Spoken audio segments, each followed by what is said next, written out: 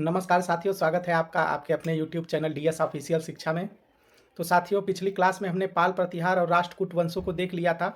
आइए आज देखते हैं मध्यकालीन इतिहास में दिल्ली सल्तनत, जिसमें गुलाम वंश को देखेंगे। तो दिल्ली सल्तनत 1200 से 1526 ईस्वी तक इसके कुल 5 वंशों की शासक हुए। 5 वंश हुए टोटल, वंश ने राज किया। पहला गुलाम वंश था जिसमें कुल 11 शासक हुए। दूसरा खिलजी वंश जिसमें कुछ 5 शासक हुए। तीसरा तुगलक वंश जिसमें 4 शासक हुए। चौथा सैयद वंश था जिसमें 4 शासक हुए। और 5वां लोदी वंश था जिसमें 4 शासक हुए थे। इल्तुतमिश को दिल्ली सल्तनत का वास्तविक संस्थापक। इसका शासन 1210 से 1236 ईस्वी तक था।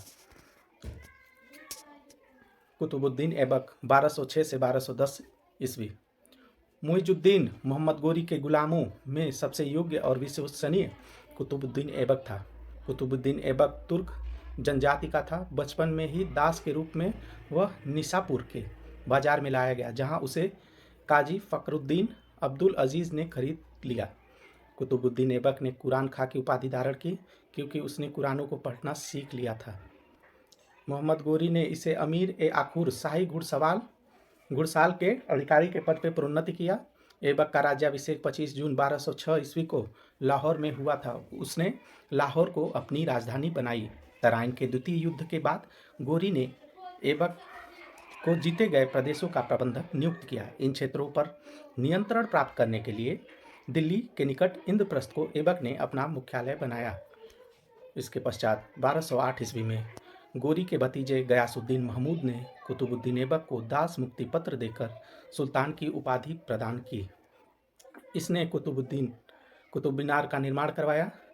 कुतुब मीनार का नाम प्रसिद्ध सूफी संत ख्वाजा कुतुबुद्दीन बख्तियार काकी के नाम पर रखा गया।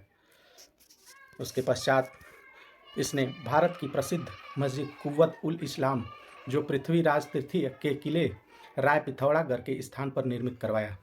दिल्ली में जबकि 2.5 दिन का झोपड़ा विग्रह राज विसल देव चतुर्थ के द्वारा निर्मित संस्कृत महाविद्यालय के स्थान पर अजमेर में बनवाया था। 1210 ईस्वी में चौगान पोलो खेलते समय घोड़े से गिर जाने से कुतुबुद्दीन ऐबक गंभीर रूप से घायल हो गया, जिसके परिणाम स्वरूप उसकी मृत्यु हो गई। आराम शाह एक अक्षम और अयोग्य व्यक्ति था। अनेक तुर्क सरदारों ने उसका विरोध किया, फिर भी ऐबक की मृत्यु के पश्चात या उसका उत्तराधिकारी बना।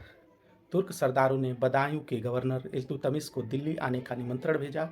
इल्तुतमिश शीघ्र ही दिल्ली पहुंच गया। आराम शाह भी उसके दिल्ली आगमन की सूचना पाकर दिल्ली तक आ पहुंचा, परंतु इल्तुतमिश ने उसे पराजित कर उसकी हत्या कर दी और स्वयं सुल्तान बन गया। इसके आगे इल्तुतमिश 1210 से 1236 ईस्वी तक कुतुबुद्दीन ऐबक की मृत्यु के पश्चात उसका दामाद इल्तुतमिश दिल्ली की गद्दी पर बैठा।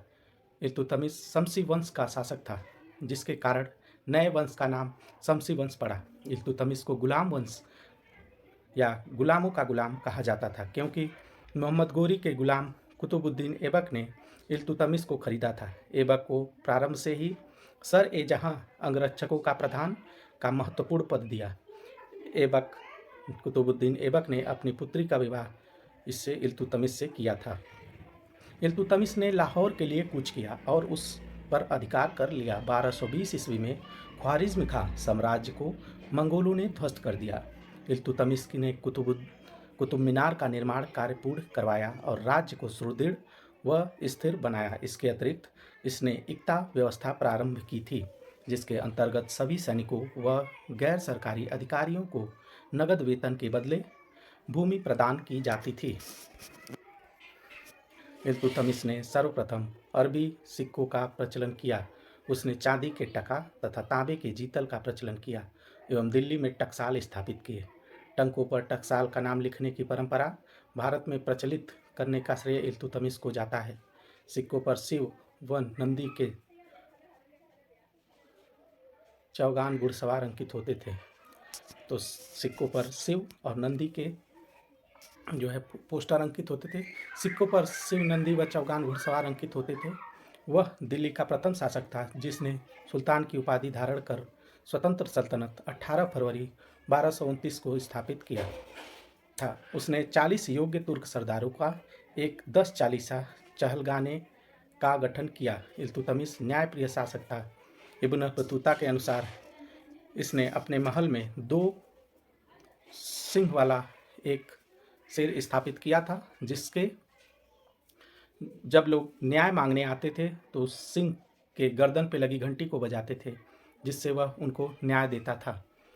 वह दिल्ली का प्रथम शासक था जिसने सुल्तान की उपाधि धारण कर स्वतंत्र सल्तनत 18 फरवरी 1929 को स्थापित किया था। इल्तुतमिश ने मोहम्मद गोरी की स्मृति में मदरसा ए मुइजी व अपनी पुत्री की स्मृति में मदरसा बनवाया। 30 अप्रैल 1236 को इल्तुतमिश की मृत्यु हो गई। तो साथियों, आज की क्लास में बस इतना ही।